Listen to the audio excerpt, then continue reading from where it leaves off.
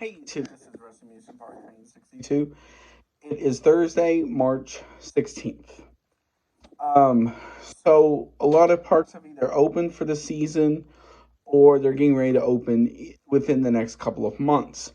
With that comes the crowds. So in today's video, I thought I would talk about some tips and tricks you can do to have the best day that you can.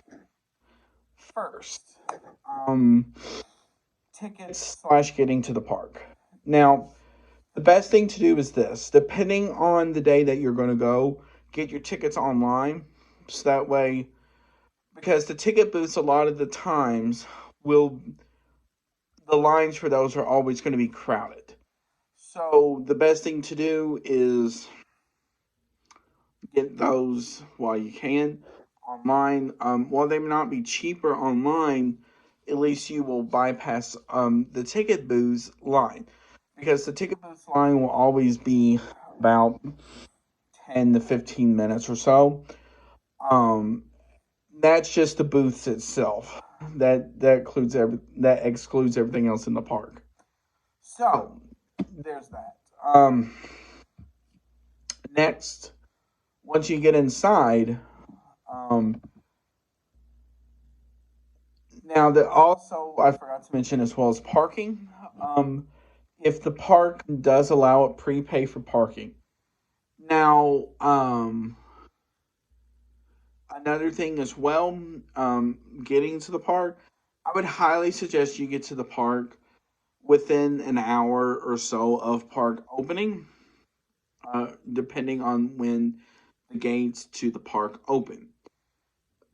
Because a lot of the time, the earlier that you get there, the better the spot you will get. So now, once you get inside, there would typically be a ticket booth, typically off to your left or right, depending on the park, that is going to sell fast passes or whatever the equivalent of that park is.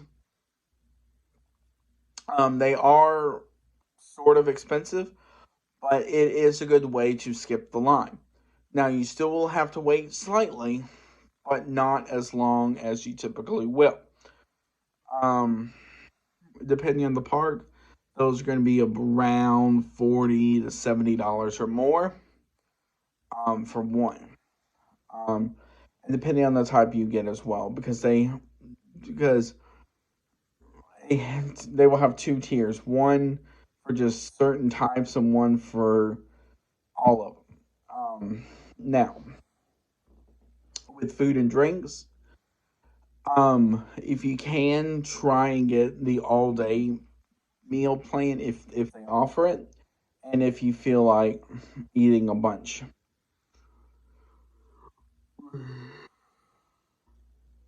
Excuse me. Next, another thing I would highly suggest is picking up something like this. The traditional ones like this are going to be around $14 to $16.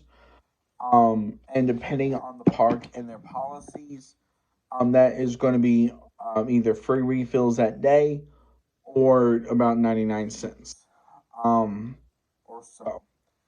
Now, um, the other thing I would highly suggest as well, if you plan on going back multiple days, parks do offer a free refill plan, sort of like that.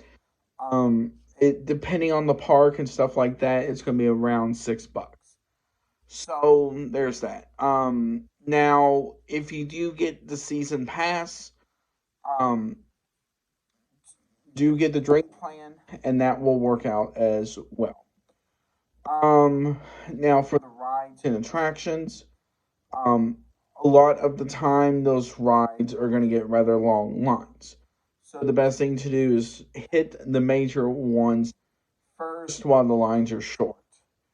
Now, if you do get the fast pass, find out where you go for those.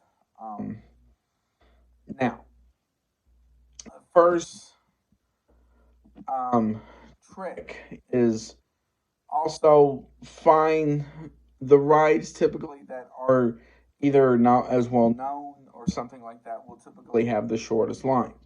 So the best thing to do there is hit those. Now, the next thing is balance your day out because you don't want to go from ride to ride to ride to ride, eat, ride to ride to ride. So balance that out so you can make sure you can get all that you can. Also in there, keep having breaks. The reason why you want to have a break in there is to cool off, get some water, maybe charge your cell phone, stuff like that. Um,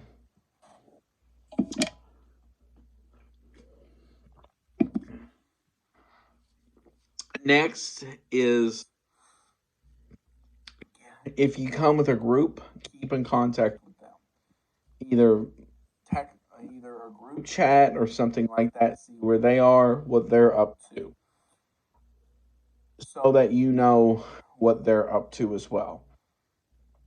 Now, another thing too is keep an eye on the weather, especially when you're in the summer. You never know what the weather is going to do, so keep an eye on that.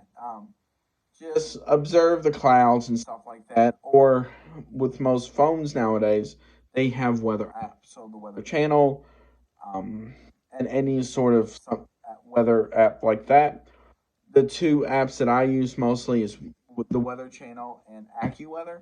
Those are pretty good as well, especially if um, there is like a severe thunderstorm warning or something like that. Now,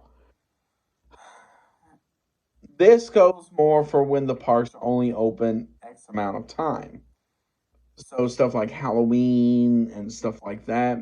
The best thing to do is get to the park as early as you can. I would highly suggest about an hour or so because the line to get in can back up.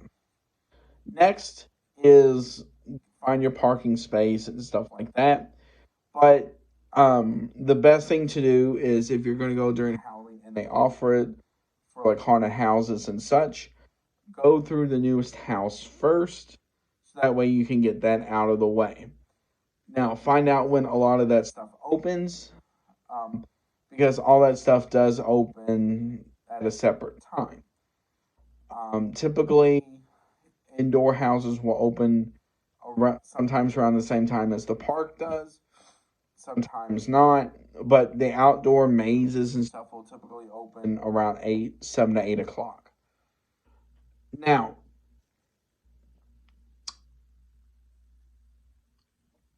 those parks do get rather busy, so keep that in mind.